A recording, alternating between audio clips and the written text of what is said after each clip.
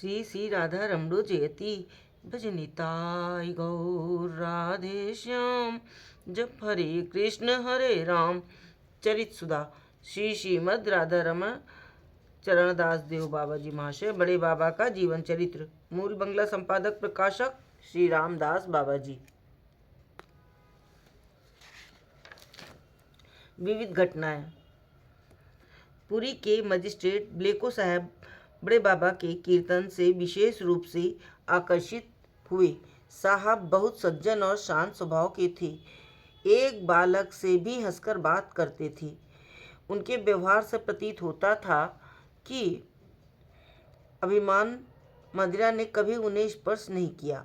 उन्हीं के विशेष यत्न से जगन्नाथ जी का रथ उस दिन जगन्नाथ वल्लभ तक पहुंचा। दूसरे दिन प्रातःकाल ही रथ खींचकर गुंडीचा मंदिर ले जाया जाए, इस विषय पर साहब सबके साथ परामर्श करने लगे। वे बाबा जी महाशय से बोले, देखिए आप बहुत तड़के संकीर्तन लेकर आ जाएं, क्योंकि आपके नृत्य कीर्तन के बिना जगन्नाथ जी का रथ न चलेगा। बाबा जी महाशय बोले, बाबा वो मेरा नहीं, हमारे प्रभु निताई गौरांग का नृत्य कीर्तन है। साहब ने कहा, जो भी हो, मैं तो ये देखता हूँ कि आप जिस समय जिस प्रकार का कीर्तन करते हैं, धीरे या द्रुत गति से जगन्नाथ जी उसी गति से चलते हैं। इस प्रकार नाना कथोपकथन के पश्चात सब लोग अपने अपने स्थान को चले गए। दूसरे दिन पहले बलभद्र और सुभद्रा का रथ बहुत थोड़े समय में गुंडीचा मंदिर पहुंच गया। जगन्नाथ देव का रथ खींचा जाने लगा। वो चलते चलते पुल के निकट जाकर खड़ा हो गया। बहुत प्रयत्न करने पर भी उसे एक कदम आगे न बढ़ाया जा सका। उस समय बाबा जी महाशय संकीर्तन बंद कर रास्ते के एक ओर बैठे थे। मजिस्ट्रेट साहब ने जाकर उनसे कहा, आप चलिए, मेरा विश्वास है कि आपके खींचते ही रथ चल पड़ेगा। बाबा जी महाशय आरक्तिम छलछल नेत्र और गदगद कंठ से बोले, बाबा मैं एक तुच्छ जीव हूँ, मुझमें बिंदु मात्र क्षमता नहीं, पर मेरा विश्वास है कि श्रीमन महाप्रभु के एक बार स्पर्श करने से ही रथ चलने लगेगा। चलिए लीला में श्री जगन्नाथ और गौरांग देव की लीला का प्रत्यक्ष दर्शन कर जीवन धन्य करें। इतना कह बोल श्री नित्यानंद कहते कहते आविष्ट भाव से डगमगाते हुए एकदम रथ के पीछे जाकर नृत्य करने लगे। मजिस्ट्रेट साहब रथ के आगे जा बड़े उत्साह के साथ रथ खींचने की व्यवस्था करने लगे। इधर बाबा जी महाशय नृत्य करते करते रथ को पीछे से माथे से ठेलने लगे। इच्छा में की इच्छा से रथ चलने लगा। बाबा जी महाशय तब प्रफुल्ल होकर रथ के आगे जा पहले की तरह नृत्य कीर्तन करने लगे। इच्छा में प्रभु की गति द्रुत करने का कौन साहस कर सकता है। बहुत थोड़े समय में ही रथ गुंडीचा मंदिर के बाहर जा खड़ा हुआ। जगमोहन की जग जन मनमोहिनी लीला का दर्शन कर आपामर साधारण जन आनंद विभोर हो गए। दूसरे दिन जगन्नाथ देव ने यथा समय गुंडीचा मंदिर में प्रवेश किया।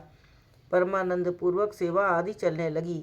अकस्मात बाबा जी महाशय की छाती में पहले की तरह भयानक वेदना होने लगी। आश्रम वासियों में हलचल मच गई। वे सब उन्हें किसी प्रकार स्वस्थ करने में लग गए। गर्म कपड़ों से उन्हें ढक दिया। थोड़ी देर में राजवैद्य मागुनी महाशय ने आकर देखा और बहुत सावधान रहने का आदेश दिया।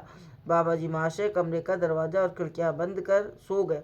11 बजे के करीब नवद्वीप निवासी श्रीयुत तारा प्रसन्न बाग जी, शीतकंठ गोस्वामी आदि 4-5 सज्जन आए। बाबा जी महाशय को अस्वस्थ सुन उन्होंने बिना खबर किए ही लौट जाना चाहा, परंतु बाबा जी महाशय शीघ्रतापूर्वक बाहर निकले और उनसे अनेक प्रकार वार्तालाप करने लगे। बाबा जी महाशय बोले, आप लोग स्नान आदि कर महाप्रसाद ग्रहण करें, संध्या समय दर्शन आदि के लिए जाएं। तब तारा बाबू बोले, देखिए मैं जब तक हाथ पैर धो दर्शन न कर लूँगा तब तक और कुछ न करूँगा। बाबा जी, देखिए इस धाम में महाप्रसाद का ही विशेष महत्व है, इसलिए पहले महाप्रसाद सेवन करना ही ठीक होगा। और इस समय जगन्नाथ जी गुंडीचा मंदिर में विराजमान है। मंदिर यहाँ से 1.5 मील है। दोपहरी के समय इतनी दूर जाने में बड़ा कष्ट होगा। तारा, कष्ट तो होगा ही, पर मन को भी तो प्रबोध होना चाहिए। शास्त्र सिद्धांत चाहे जो भी हो, मन को भी तो स्वीकृत होना चाहिए। इसलिए हमारे साथ एक आदमी कर दीजिए, हम लोग एक बार दर्शन कर फिर जो कुछ करना है करेंगे। बाबा जी महाशय तारा बाबू की निष्ठा से प्रसन्न होकर बोले, तो और किसी आदमी का क्या होगा, चलिए मैं आपके साथ चलता हूँ।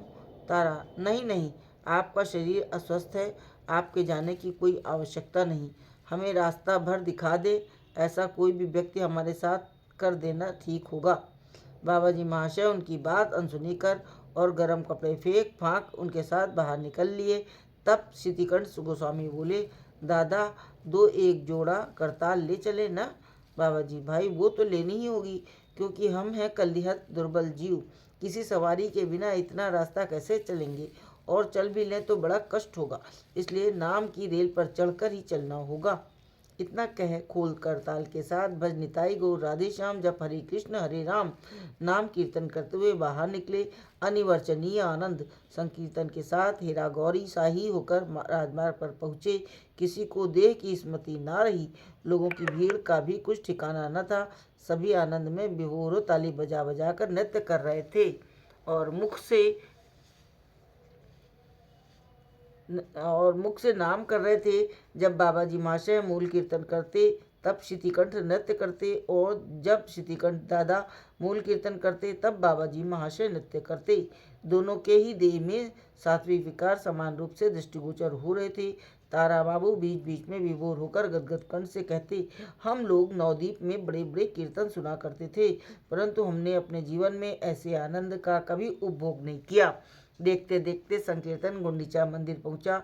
उस समय मध्याह्न धूप के कारण जगन्नाथ देव का दरवाजा बंद होने जा रहा था, किंतु बाबा जी महाशय को आते देख खुला रहने दिया गया। उन्होंने जी भरकर दर्शन किए। तारा बाबू को कुछ थका हुआ देख वहीं महाप्रसाद की व्यवस्था की गई। सबने चिर प्रचलित भेदाभेद बुद्धि पर त्याग कर एक साथ महाप्रसाद ग्रहण किया, फिर नाम करते करते आश्रम लौट आए। जय हो बड़े बाबा की।